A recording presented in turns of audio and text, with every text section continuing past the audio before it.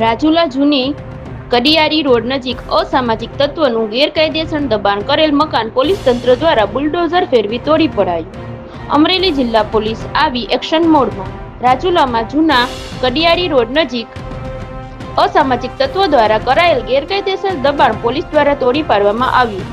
Rajula town વિસ્તારમાં એક અસામાજિક તત્વ દ્વારા ગેરકાયદેસર દબાણ કરાયું હતું। રાજુલા પોલીસ દ્વારા ગેરકાયદેસર દબાણ કરેલ મકાનને તોડી પાડ્યું। અસામાજિક તત્વો મકાન પર બુલડોઝર ફેરવવામાં આવ્યું। અમરેલી જિલ્લામાં સૌપ્રથમવાર રાજુલામાં અસામાજિક તત્વો એ કરેલા ગેરકાયદેસર દબાણ પર પોલીસે કાર્યવાહી કરી।